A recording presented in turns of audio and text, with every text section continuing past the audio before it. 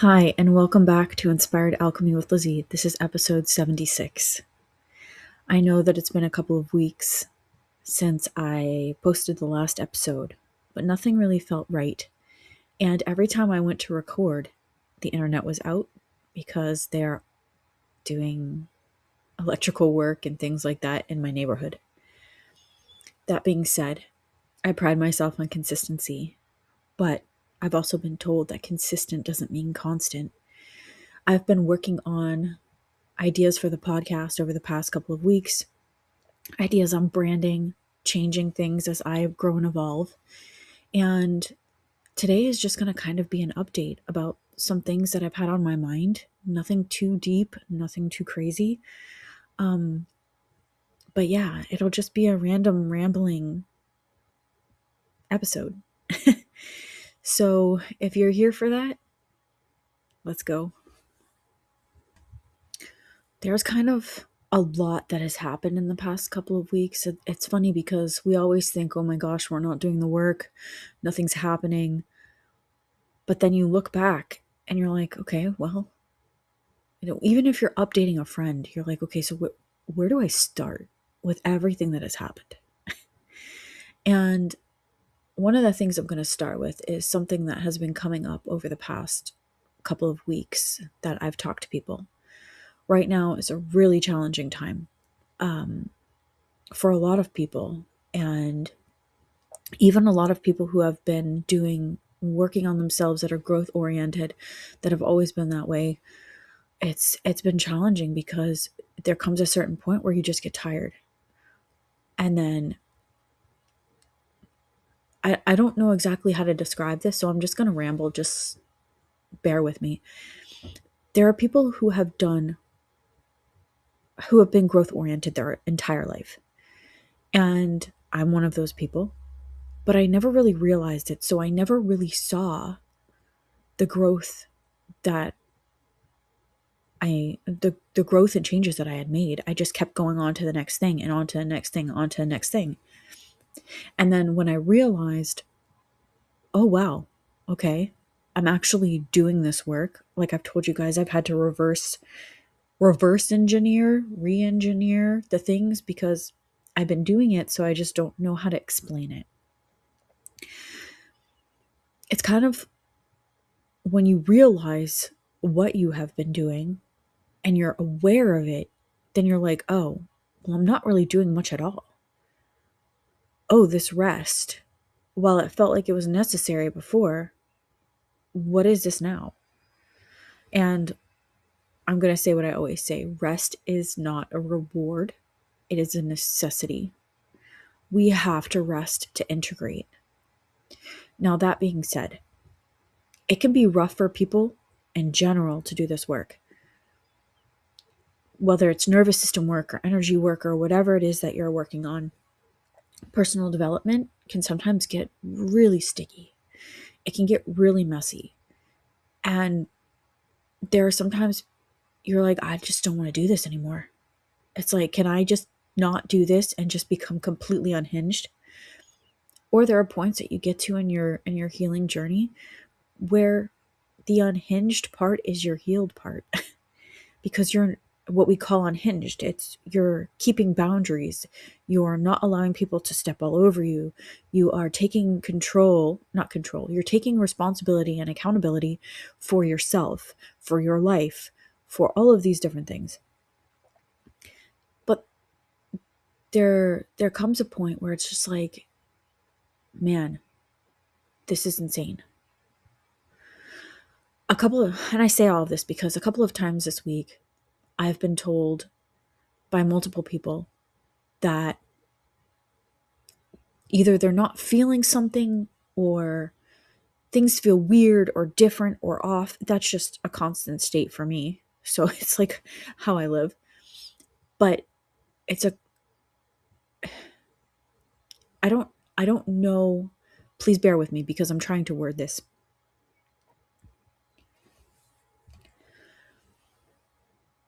I can't. I'm just going to read you something that I wrote today because for some reason my brain doesn't want to brain and it's telling me just to read what I wrote.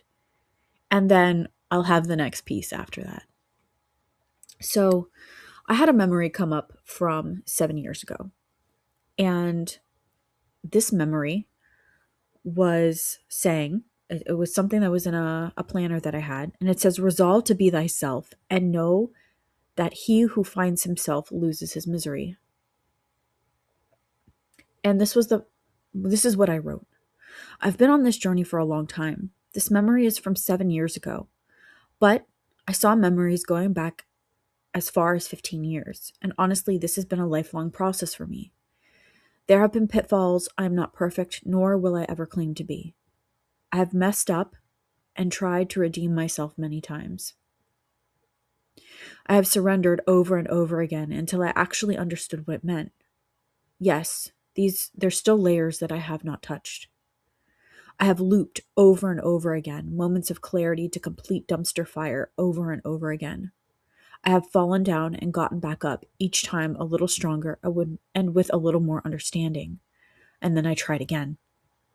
But I have never stopped. I have never given up. I have never fully lost hope. I keep looking, I keep trying, and I keep trusting. And in that, I want to interject and say that keep trying doesn't mean that you're constantly trying to heal. We can get addicted to healing, and we stay stuck in this cycle of, I have to heal this, I have to heal this, I'm broken, I'm this, I'm that. And like I've always said, we're not broken. But we get in this constant cycle, and then we get addicted to it instead of just letting ourselves be, which is a big part of the process. Presence and just allowing ourselves to be with ourselves, with others, and stop trying to fix everything is a big part of what all of this is about. So while sometimes it feels like we're not doing anything, or we're disconnected from ourselves, or we're disconnected from the people around us, it might just be that we're in integration, and we have to trust that. Now, I'm not saying that if you're stuck in disassociation or dorsal vagal or something, that you don't need to go get help. I always talk and say, hey, go find a therapist, go find a trusted person that you can talk to, all of these things. What I am saying is this is not the same thing. Once we stop trying and doing so much, sometimes we need to kind of sit with ourselves in this integration phase.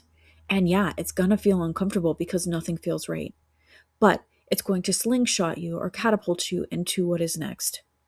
I've been there many, many times where I thought I lost my magic. I thought that I lost my intuition just because I couldn't feel what it is that I had felt before. But I kept trusting, and I kept trying, and I kept going. And guess what? Each time that I thought that, I came back stronger. That being said, I will continue to read this. In all of this, I have found myself. I know there is still more to uncover, but finding me and knowing me has allowed me to understand many other things in life, including people. This is not an easy road. There are no quick fixes. Many people give up when they don't see direct results, or quick results, or big changes fast, or when they start to loop, or when things get hard. I can tell you that if you don't give up, yes, it may feel like madness sometimes, but what is waiting for you on the other side of fear, resistance, and patience is you. When I found me, most of my anxiety took a back seat. Most of my fears took a back seat. Misery took a back seat. Suffering took a back seat. Are they still there? Yeah, and I feel them often. But they're in the back seat. They aren't driving anymore. And they're not even being a backseat driver. They're looking out the window. Sometimes they'll pop their head into the rearview mirror just to say, I'm still here. But they don't control me. And that's a big thing. I'm somebody who was constantly anxiety ridden. And I couldn't even focus or function on a daily basis because of the anxiety that I had with myself, with life, with other people. So when I say these things, it's not like I'm telling you from a perspective that I have not experienced. I was a mess, and it wasn't until the day that I got sick of my own self that I said, I'm going to change this for good. And it's every time that I do that and I just get to that glass ceiling that I want to push through, because that's, you find out what no longer fits you. Am I saying that everything is unicorns and rainbows? No. But are things significantly better and life is easier? In my experience, yes. It doesn't mean life is easy. It just means you get better at navigating without bypassing and numbing. You can learn to enjoy life a lot more. Keep going. It gets better. Please don't base your progress on mine or anybody else's. We all move and shake in our own time. Patience, surrender, hope, love, and trust. This is Inspired Alchemy. This is Inspired Perpetual Alchemy. With love, Lizzie. And so that is what I wrote and I posted. And I feel like while reading that, I got the things out that I wanted to. Just stop basing your success or your progress on somebody else's. Don't think that just because you're in integration mode that you have lost your magic or your intuition. And again, this is something that's come up a couple of times, along with, and I've said this before, and it's probably, it's a controversial thing. The healing community has become so dead set on the fact that anger, sadness, all of these emotions that they consider negative should be bypassed or thrown to the side, and that everything needs to be love and light. But we cannot be ourselves fully as human beings without light and darkness. We have to know our shadow to accept ourselves. That being said, the nervous system is an important place to start. When I started working on my nervous system, I was able to stop the loops. I was able to see things more clearly. I didn't have that constant loop of clarity and then dumpster fire, clarity and then dumpster fire. Am I still a dumpster fire? I'm not going to lie, yes. Sometimes it happens. Especially when I'm in deep work mode. And by work, I mean I'm dealing with another layer of things coming up. This is not about perfection, because perfection doesn't exist. This is about clarity and gaining back the pieces of you that you either lost or you didn't even know existed, to become whole. We are already whole. Everything that you need is within you. Nobody can give you anything. It's already there. You just have to learn to see it, to embody yourself, to embody it and empower yourself. I got tongue-tied. That being said, there's something else that I wanted to move into. And again, I like to tell things about my daughter, but I don't go deep into detail because her story is not mine to tell. But as her mom, there are things that I'm witnessing, and they're absolutely beautiful. And I'm really going to try not to get emotional about it, but I might. My daughter will be 16 this year. She is also a very growth-oriented individual. And for a teenager, it sucks because you have for some reason, what's coming to mind is your primal brain. That brain that's like, oh, what everybody thinks a teenager is. Difficult, my parents suck, whatever it is, right? My daughter has never said that. But last night, she told me, yeah, I'm frustrated, I'm angry, I'm annoyed, all of these things. She goes, but I also know that it's not your fault. So she has her awareness brain and her emotional intelligence brain fighting the other piece of her. And I told her, it's okay, baby. I know things can get annoying, things can get overwhelming. I know I can be annoying, even if I'm not even doing anything. She's like, you're not doing anything wrong. She goes, I'm just feeling this way. And I'm like, that's fine. Allow yourself to sit in that. That could be a multitude of things, including the fact that she has just grown exponentially, just even over the past couple of months. She hasn't had too many polyvagal sessions, but what she has had, I've seen a significant change in her. And it's beautiful and wild. She has an amazing new friend that is helping her find her little self that she lost. And she's doing this at 15 years old. And while things might not be convenient right now for her or for us as parents, everything is still happening the way that it needs to. So I had a conversation with her the other day. Her sleep schedule is completely off, but she's always had sleep schedule stuff. But a lot of stuff happens like this when she's going to move through something big. And so she's been staying up at night. She's homeschooled. And during the night is when she does her schoolwork. That's when she crafts. That's when she feels connected. She's a very magical kid and very connected to everything. And so the nighttime is when she feels like that's when she can accomplish these things. And again, without telling too much of her story, it's when she processes and she's finding herself. So she even told me she started doing dishes and she started doing her laundry, and she's like, "Mom, I'm doing all of these things that as an adult," because she's scared to become an adult. She thinks she's going to suck at becoming an adult. And I keep telling her, "No, because not even we know what we are doing. We really don't. None of us do." And so she's like, "I'm doing the things," and she goes, "I'm finding them fun, the things that most adults hate." And she goes, "I know it'll be different, like when I move out or when I'm on my own."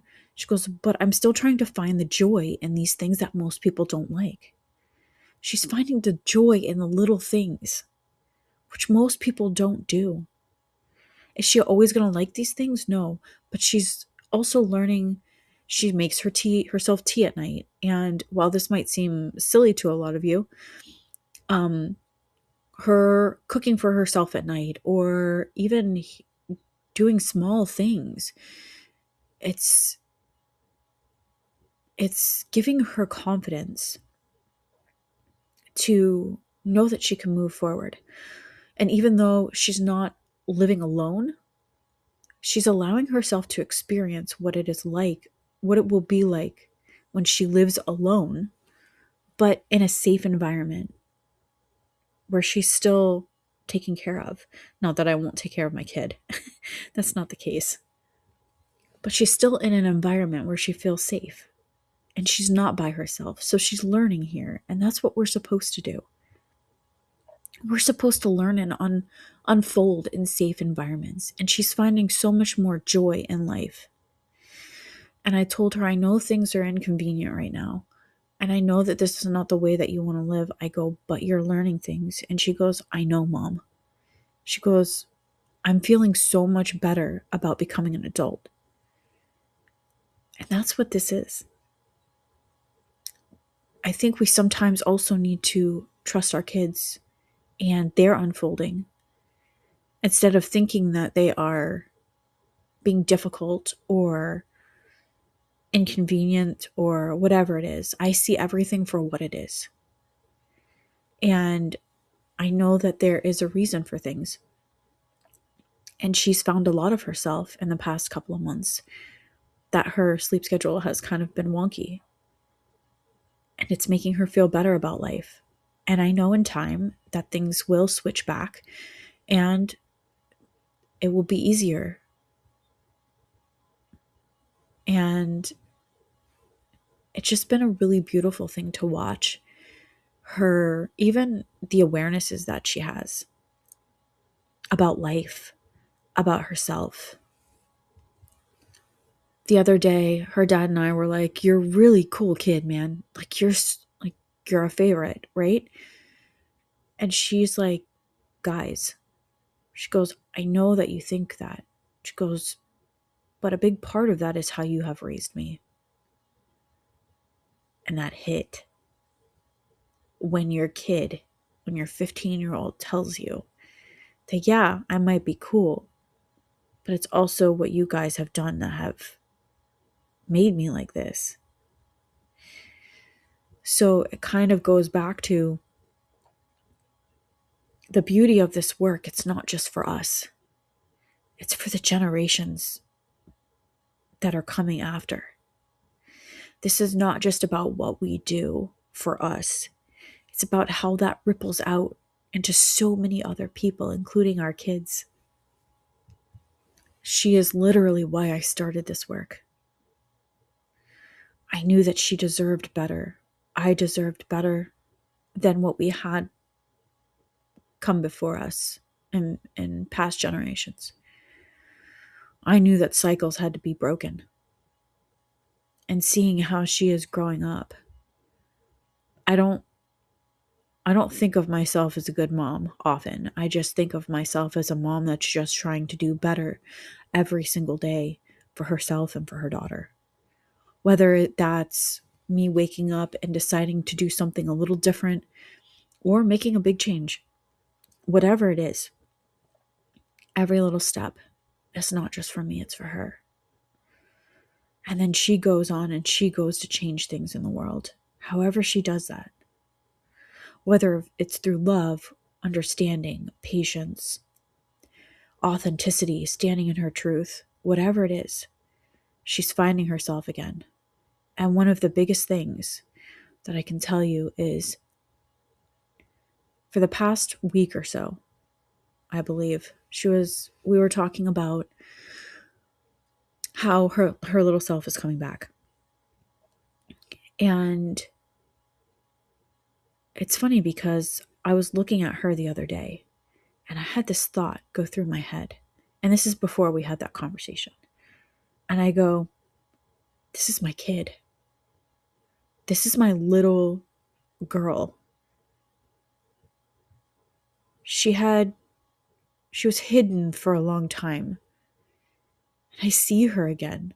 I felt her energy again. And that's because my daughter at 15 years old has decided that she wants better for her life. She wants to trust, and she wants to love, and she wants to be loved, and she wants to know how to receive it and how to give it. And it's absolutely beautiful how she's finding herself again.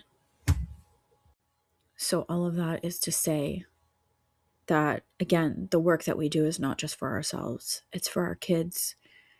It's for future generations. And believe it or not, our kids are listening all of the time, even if you don't think that they are. They're paying attention. And sometimes their little brains or their teenage brains can't process things until later on.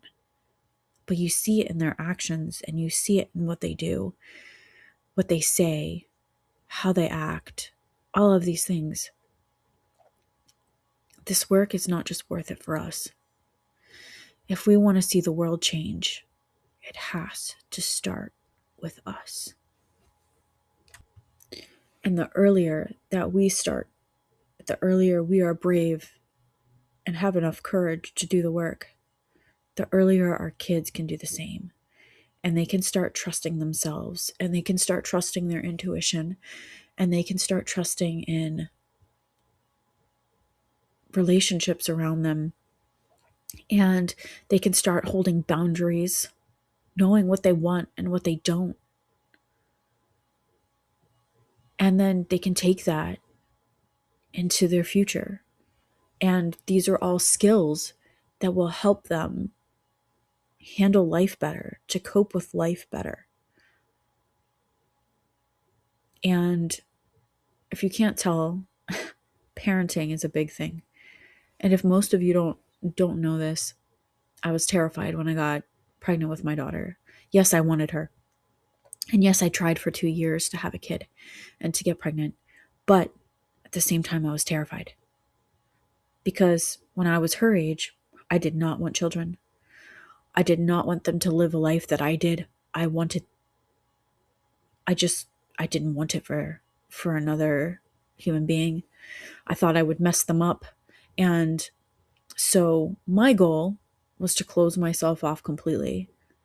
I was going to move to New York. I was going to become an advertising executive, and I was going to live in an apartment with cats. That was my goal.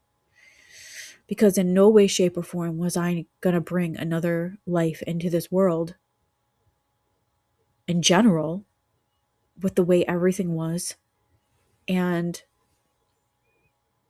with the way I was or how my life had been. But she has been the best thing that has ever happened to me. She is my favorite soul in all of time and space. And she has been my greatest teacher. So, that being said, I also want to say sometimes life doesn't end up the way that we expect it to or want it to. It ends up even better and more beautiful than we could ever imagine if we just allow ourselves to trust in what is unfolding. We don't have to have all of the answers. We just have to keep going. And I don't know if I talked about this before, but I did see a post that kind of ties into all of this. Would you want to know the future or change the past? And to me, it's neither. My past has made me who I am, and we cannot love ourselves if we deny our past. And we let that control us. And would I want to know the future? No. Because part of this journey unfolding is allowing it to unfold exactly as it's meant to be. If we knew everything that was going to happen, what would be the reason for trying? If we just knew how everything was going to unfold. The fun in the journey, I've learned, even though it can be really confusing and frustrating at times, the fun is finding out what the journey is as you go. Because again, what would be our incentive to even try anything new if we knew exactly what was going to happen?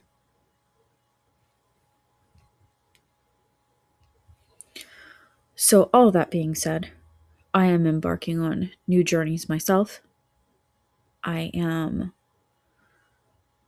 really trying to figure out what's going on with my body as I get older because I want to live the longest life I can possibly live. And that means doing challenging things.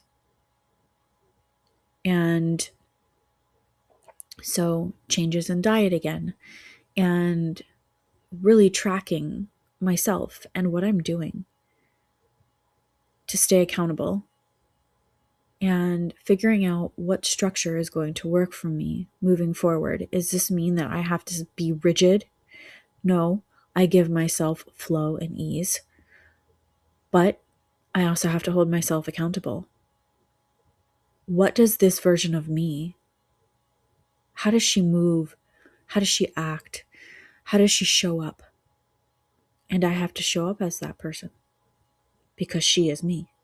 She is not separate from me. None of my past selves have been separate from me. I believe that is all I have today. We are doing the nervous system reset. I believe I started with 5 people giving out like beta testing, and I've ended up with like 11 or 12 people that have been working on it. And so I'm working on releasing it. It will be for free on the website that you can just download it. There will be a flip book online version There will be a PDF, and I'm working on getting the guidebook as a physical product on Amazon. If you like being able to have a book that you can write in, like a journal type thing. And it's all going to be like, all of the other stuff is free, and then the Amazon thing will be very cost effective. It starts with our nervous system. It starts with saying yes to ourselves. And I can promise you that what's best for you is, it might be best for everybody else too. We do have a private WhatsApp group for the Inspired Alchemy Collective. We have our Facebook group for the Inspired Alchemy Collective. And I'm working on creating a Black Cathedral Facebook group, which I have until May to see if my trademark is opposed for Black Cathedral, and other things that I'm working on. It should not be opposed. That's a whole topic in itself, but I'm holding faith. And there are other projects that myself and my team are working on.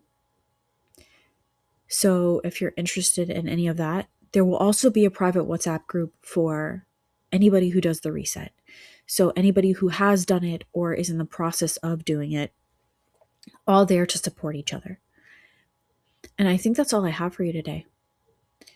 I am sorry that it has been a couple of weeks, but I'm giving myself a little grace in that. And I hope that you understand that I'm trying to show up the best that I can as an imperfect human being, while also trying to be a mom and run businesses and do all of these things that I have no idea how to do. And I have no shame in saying that, but I figure it out as I go. I want to tell you that in a world that tells you that you are broken, you are not broken. In a world that likes to say that we are disconnected and divided, and they try to divide us more, we are not those things. In a world that is asking you to constantly consume and constantly be on the go, maybe stop for a moment, breathe and be present, and just admire, even if it's a flower or yourself or someone around you. Look for the beauty, because I can promise you that it is there. Thank you for being here with me in this messy unfolding. 76 episodes in. I appreciate every single one of you. Keep going. I know that it's challenging. And if nobody's told you this today, you are worthy and enough just as you are. I believe in you, and you are loved. Keep going, alchemists. This is Inspired Perpetual Alchemy.